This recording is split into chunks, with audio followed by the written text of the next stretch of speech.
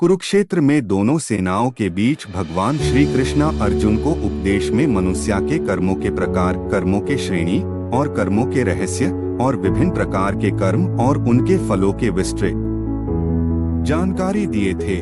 उसी समय अर्जुन ने पूछा कि हे केशव, नैमित्तिक कर्म क्या है और ये किस श्रेणी में आता है। तब भगवान श्री कृष्ण ने अर्जुन को बताया, नैमित्तिक कर्म किसी निमित्त से कोई कर्म करना इस श्रेणी में आता है। विवाह, उत्सव, घर में पुत्र प्राप्ति, पर्व आदि, जन्म मृत्यु आदि पर जो कर्म किए जाते हैं वे नैमित्तिक कर्म कहलाते हैं। अयोध्या कांड में एक अद्भुत वर्णन है। भगवान श्री राम को वनवास का समाचार मिला।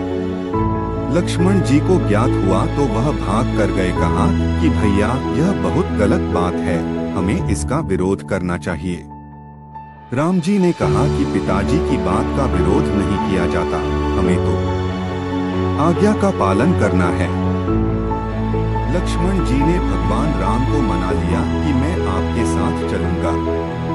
राम जी ने बहुत समझाने का प्रयास किया किंतु लक्ष्मण जी नहीं माने। तब राम जी ने कहा कि माता की आज्ञा लेकर आओ, फिर हम शीघ्र वन चलेंगे। अभी तक लक्ष्मण जी क्रोध में थे, रो रहे थे। जैसे ही राम जी ने आज्ञा लेकर आने को कहा, वह बिल्कुल छोटे बच्चे की भांति प्रफुल्लित हो गए। माता की आज्ञा लेने गए और हर्षित भाव से बोले। लक्ष्मण जी ने माता सुमित्रा को दंडवत प्रणाम किया। प्रणाम तो माता को कर रहे थे, परंतु मन भगवान राम और माता जानकी की तरफ लगा हुआ था। माता सुमित्रा के पूछने पर लक्ष्मण जी ने विस्तार से वनवास की बात बताई। अभी तक माता को कुछ भी ज्ञात नहीं था। वे तो राम जी के राजतिलक की तैयारी में लगी थीं। जैसे ही उन्होंने यह समाचार सुना, माता सुमित्रा सहम कर ऐसे भागी जैसे छोटी सी हिरनी जंगल की आग में फंसकर सहम जाए। जैसे ही लक्ष्मण ने माता को सहमा हुआ देखा, वे भी विषाद में आ गए। डर के मारे लक्ष्मण जी विदा नहीं मांग पा रहे हैं कि माता सुनकर ही सहम गई तो फिर मुझे विदा कैसे करेंगी। अगर माँ ने अनुमति नहीं दी तो भगवान लेकर नहीं जाएंगे। लक्ष्मण जी बड़ी कठिनाई में आ गए। यहाँ सुमित्रा जी का चरित्र देखने योग्य है। पूज्य मोरारी बापू जी ने एक बार अद्भुत मानस सुमित्रा कथा कही थी।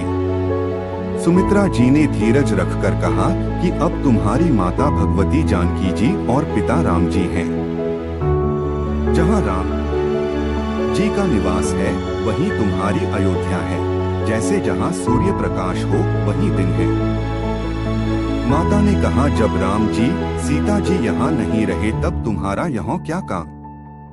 गुरु, माता, पिता, भाई, देवता, स्वामी, इन सबकी जी जान से सेवा करनी चाहिए। राम जी तुम्हें प्राणों से भी प्रिय हैं। तुम्हारा जीवन है। तुम्हें वन में कोई कष्ट नहीं होगा।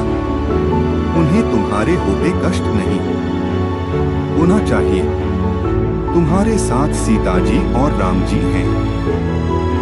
वही तुम्हारा सुख है।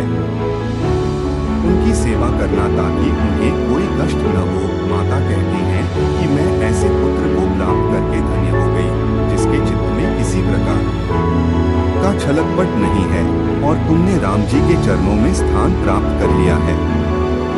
तुम्हारे ही भाग रामू बन जाही। दूसर हेतु ताक कछु नाही। माता कहती है कि लक्ष्मण, मुझे तो ऐसा लग रहा है कि केवल तुम्हारे भाग्य के कारण राम जी बन जा रहे हैं। तुम उनकी सेवा कर सको जिससे तुम्हारा जीवन धन्य हो जाए, इसलिए तुम्हारे भैया बन जा रहे हैं। माता ने कहा कि तुम हर प्रकार से राम जी और सीता जी की सेवा करना। भगवान श्री कृष्ण के उपदेशानुसार लक्ष्मण जी को नैमित्तिक कर्म मिला, नैमित्तिक सेवा मिली। धन्य है माता सुमित्रा। उन्होंने यह नहीं सोचा कि मैं माँ हूँ, कैसे अपने पुत्र को वन में भेज दूं। लक्ष्मण जी ने तो अपना नैमित्तिक कर्म किया, लेकिन माता सुमित्रा का स्थान उनसे भी ऊंचा हो जाता है, जिन्होंने अपने पुत्र को 14 वर्ष के लिए वन में भेज दिया कि जहाँ राम जी हैं वहीं अयोध्या है। धन्य है। माता सुमित्रा तुम्हें कोटि कोटि नमन। दोस्तों अच्छा लगा तो लाइक करें, शेयर करें और सब्सक्राइब करें।